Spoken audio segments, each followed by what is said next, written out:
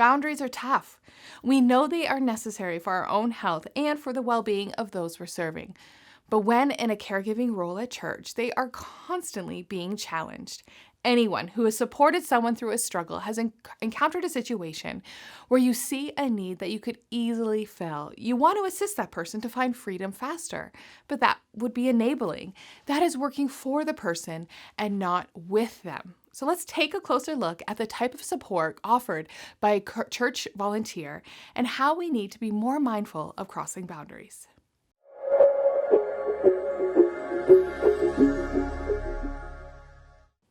Hey there, my name is Laura, founder of Hope Made Strong, where we equip you and your ministry team to support and care for others.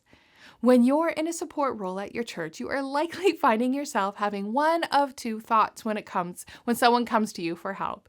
Number one, you want to fix or solve the problem this person is facing. You find yourself talking to them on the phone in the evenings after you've already dropped some groceries off on your way home from work. You are doing all that you can to see them through. Or two, you feel guilty because you think you should do more, but you just have so much on your plate. You're already maxed out, and you're wondering if there are others who are able to help.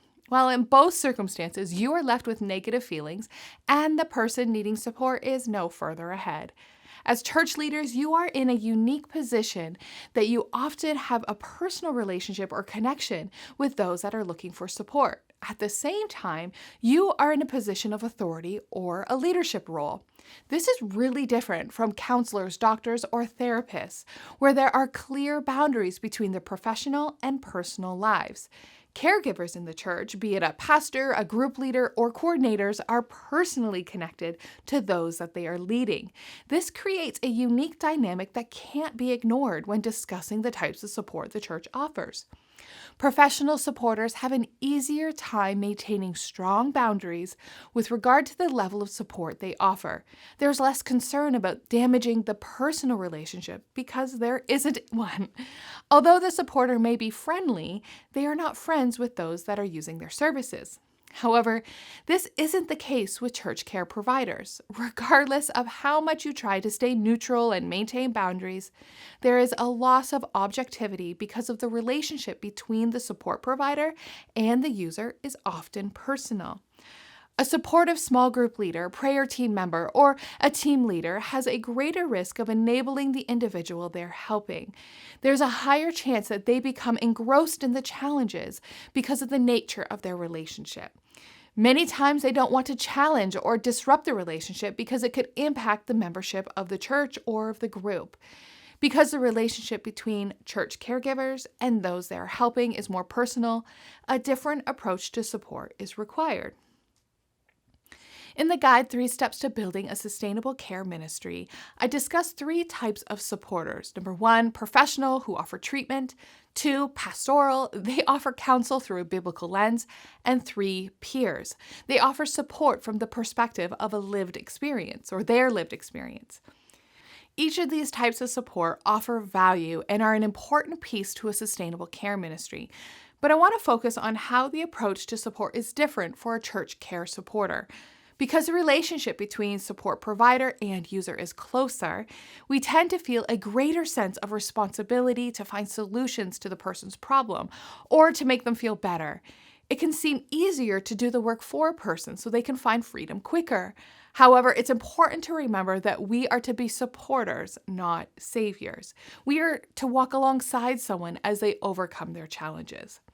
Think of how you would help your kids with their schoolwork. It would be so much easier to step in and do the work for them. There would be less struggle, fewer tears, and certainly less complaining. But by doing the work for your child, they aren't learning the required skills, nor are they gaining any confidence.